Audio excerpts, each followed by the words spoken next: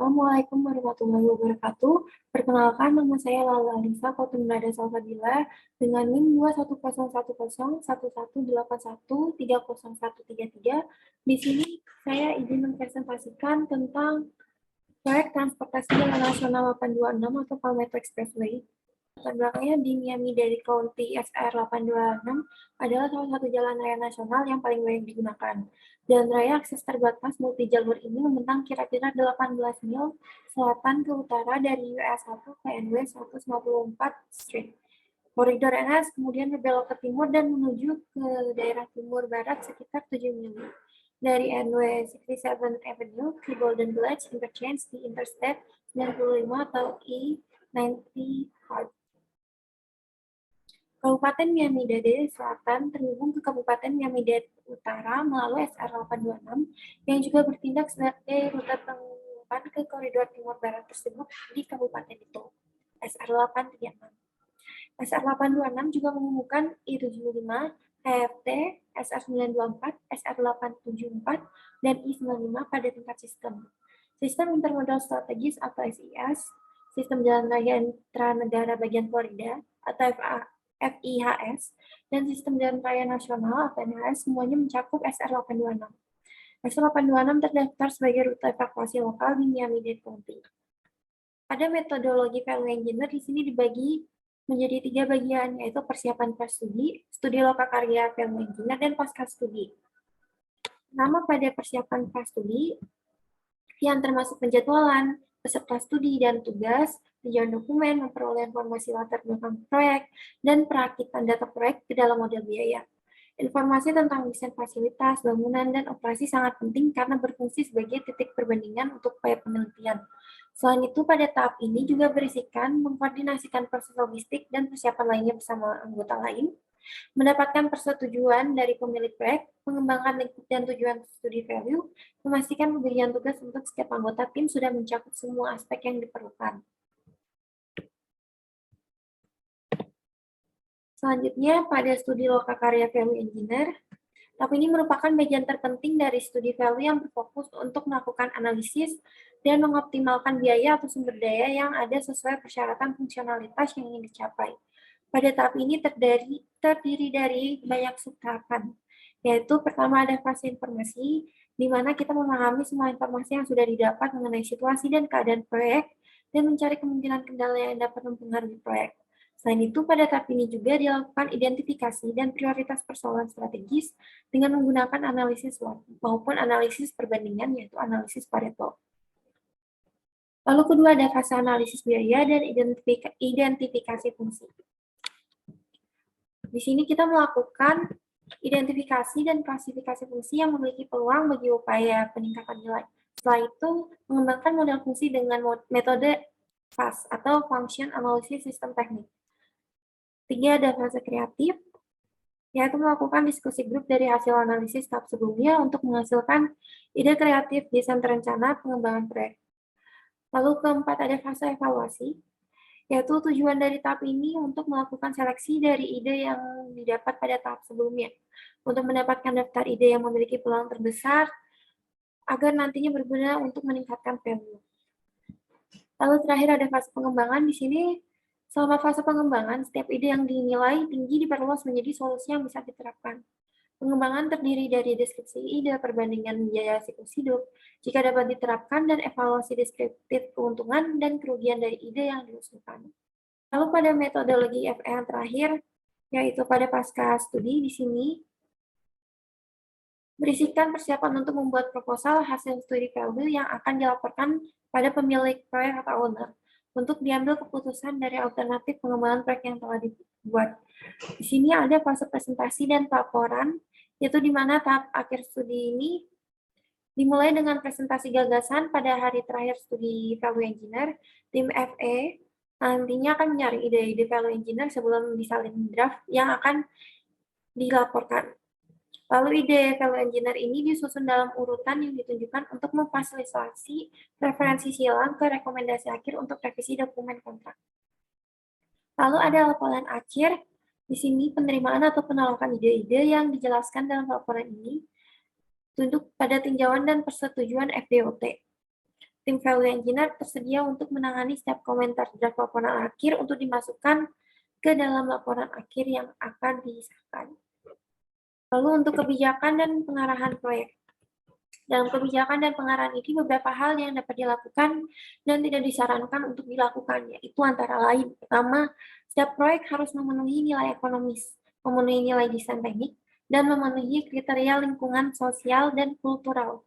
Kedua, setiap proyek memenuhi tujuan dan sasaran dari rencana jangka panjang transportasi untuk pembangunan masa depan. Lalu untuk kendala proyek pertama, tidak adanya tambahan right of way. Kedua, FTG natural gas mains. Ketiga, koneksi di setiap paket proyek. Keempat, tidak ada peningkatan dari sambungan. Kelima, dari NW 103 street flyover. Keenam, dari NW 25 street flyover. Dan ketujuh adalah jadwal yang padat. Lalu kita masuk ke data proyek. Secara umum, data proyek transportasi jalan nasional 826 Palmetto Expressway adalah sebagai berikut. Dengan nama proyek Value Engineering for Transportation Improvement State Road 826. Berlokasi di Miami-Dade County, Florida, USA. Dengan panjang 6 mil, tanggal pelaksanaannya adalah 14 sampai 18 Mei 2012, dengan pemilik proyek yaitu Florida Department of Transportation, konsultan Value Engineer yaitu TMA Konsultan LLC, dan ketua tim Value Engineer adalah Rick Johnson, PE, GPS. Untuk data ekonomis proyek ini, tim studi mengevaluasi informasi dari Long Range Estimate atau LRE yang disusun pada 29 Februari tahun 2012 dengan menggunakan kriteria ekonomi. Perbandingan biaya yang terkait dengan opsi yang ditawarkan didasarkan pada biaya siklus hidup keseluruhan dan nilai sekarang yang didiskontokan dari alternatif pada biaya-biaya. Lalu untuk tahun analisisnya pertama dimulai pada tahun 2012 dengan tahun rencana ekonomis 30 tahun dimulai dari tahun 2014, tingkat diskon atau bunganya 5% dan inflasi 3%. Untuk partisipannya, perwakilan dari PDNI Konsultan menyajikan gambaran umum dari proyek dan alternatif-alternatif yang terpilih. Tujuan pertemuan ini adalah untuk memperkenalkan tim studi dengan keseluruhan proyek dan bidang utama pada yang perlu menjadi fokus tim Value Engineer selama ini. Tim dari studi ini antara lain sebagai berikut. Bisa dilihat pada gambar berikut merupakan partisipan pada Value Engineer. Selanjutnya ada phase diagram. Analisis fungsi ditinjau dan dikembangkan oleh tim proyek ini untuk menentukan persyaratan keseluruhan proyek dan untuk memastikan bahwa tim Value Engineer memiliki pemahaman yang lengkap dan menyeluruh tentang fungsi dasar dan lainnya yang diperlukan untuk memenuhi persyaratan proyek. Function Analysis Sistem Teknik atau FAS proyek maka disajikan. Pembuatan diagram FAS ini bermanfaat untuk mendorong anggota tim dalam berpikir kerangka fungsi yang diperlukan dibandingkan solusi sederhana untuk meningkatkan kreativitas mereka. Diagram FAS ini dikembangkan untuk mengidentifikasikan dan menampilkan jalur fungsi kritis untuk keseluruhan proyek dasar dan mendukung fungsi sekunder diilustrasikan pada diagram FAS pada gambar di samping. Yaitu di sini ada diagram FAS studi PDNI jalur terkelola SR826. Lalu kita masuk ke bagian evaluasi dan rekomendasi. Pertama, pada evaluasi, di sini menggunakan pendekatan brainstorming tradisional dengan berbagai ide, proposal alternatif, dan auto rekomendasi untuk setiap fungsi yang diperlukan, dikembangkan, dan dicatat pada halaman selama fase kreatif.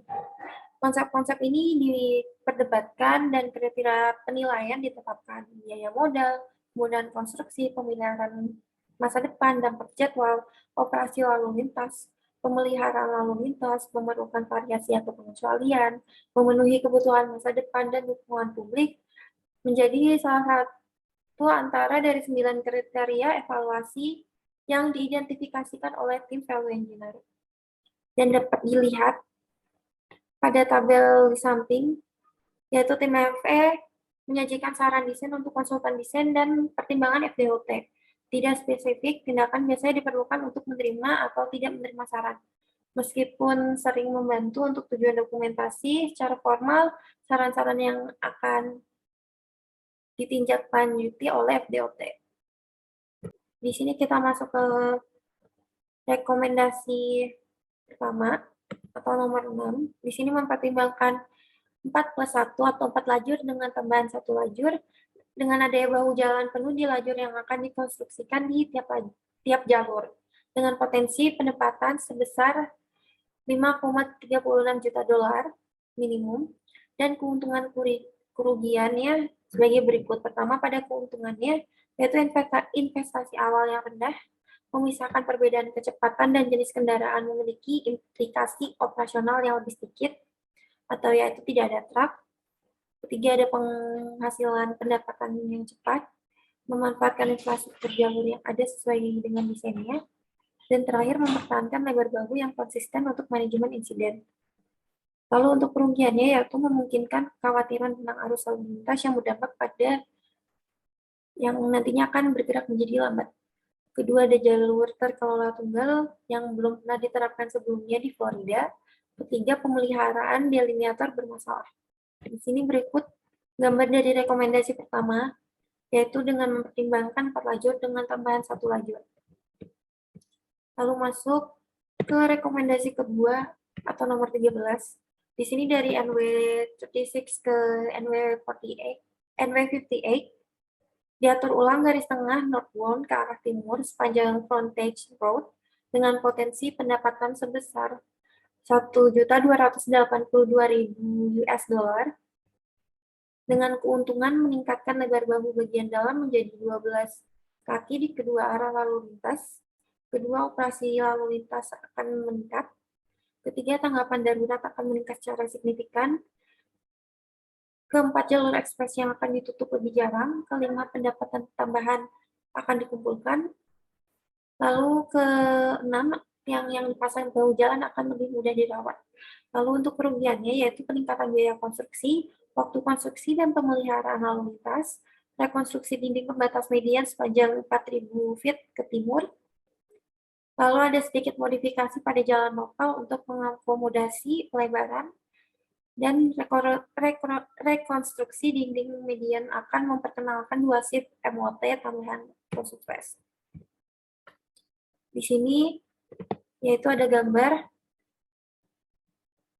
dari rekomendasi 2 dari NW36 ke NW58 yang akan diatur ulang garisnya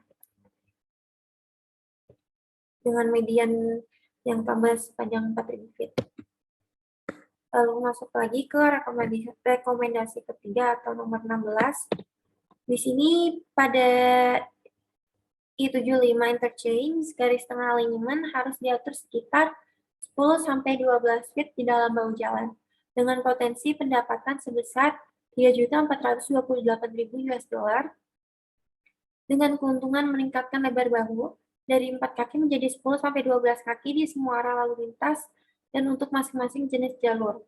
Lalu ada operasi lalu lintas yang akan semakin meningkat, tanggapan darurat akan meningkat juga secara signifikan, jalur ekspres yang akan lebih jarang ditutup, pendapatan tambahan nantinya akan dikumpulkan, dan meningkatnya hidrolik. Kerugiannya yaitu meningkatkan biaya dan waktu konstruksi, kedua memerlukan pemeliharaan gorong-gorong yang panjang, ketiga dapat mempengaruhi perizinan, yaitu perlu koordinasi dengan instansi setempat. Di sini ada rekomendasi ke 3 atau nomor 16 pada interchange I75. Lalu kita masuk ke rekomendasi keempat nomor 19. Di sini antara NW 74 Street dan Okeechobee Road dilebarkan lajur southbound ke arah barat untuk menyediakan 12 kaki di dalam bahu jalan dengan cara mengatur ulang pintu masuk di Okeechobee Road untuk membeli sejumlah kecil hak jalan dengan potensi pendapatan sebesar 7.632.000 US dollar dengan keuntungan tambahan lebar bahu bagian dalam dari 4 feet menjadi 12 feet, memungkinkan kendaraan penyandang cacat untuk memasuki bahu jalan tanpa mengganggu operasi jalur yang dikelola. Bahu sepanjang 12 feet memberikan kondisi yang lebih baik daripada jalur 4 feet. Lalu untuk kerugiannya di sini yaitu meningkatkan biaya, meningkatkan pemeliharaan lalu lintas selama konstruksi. Dan dapat dilihat pada gambar di depan. Lalu kita masuk ke rekomendasi kelima, nomor 22. Di section konstruksi 5, proyek menghindari pengerjaan ulang serta penggilingan dan pelapisan ulang. Dan memperpanjang jalur utara ke 5 jauh ke arah selatan dengan potensi pendapatan sebesar 940.000 US dollar. Dengan keuntungan lebih sedikit biaya keseluruhan karena menghilangkan pekerjaan ulang, dan kedua, opini publik yang kurang negatif dengan konstruksi yang tampak sia-sia dan dampak lalu lintas tambahan. Kerugiannya adalah menggeser biaya pekerjaan ke proyek bagian 5 atau section 5 tadi, dan upaya mendesain ulang untuk bagian 5. Di sini dapat dilihat dari rekonstruksi typical section alternatifnya.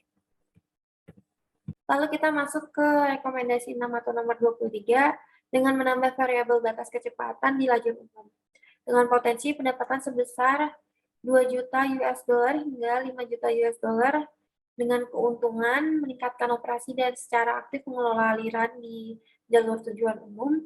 2. Peningkatan throughput diantisipasi karena variasi kecepatan yang dihaluskan. 3. Memberikan kecepatan yang lebih konsisten. 4. Lebih sedikit biaya keseluruhan karena menghilangkan pekerjaan ulang. 5. Opini publik yang kurang negatif dengan konstruksi yang tampak sia-sia dan dampak lalu lintas tambahan. Lalu untuk kerugiannya yaitu peningkatan biaya modal dan pemeliharaan berkelanjutan untuk rambu-rambu dinamis dan konsep baru untuk wilayah dan penerimaan publik. Mungkin sekian yang dapat saya sampaikan pada presentasi studi value engineer proyek transportasi jalan nasional 826 Palmetto Expressway. Kurang lebihnya mohon maaf. Sekian, wassalamualaikum warahmatullahi wabarakatuh.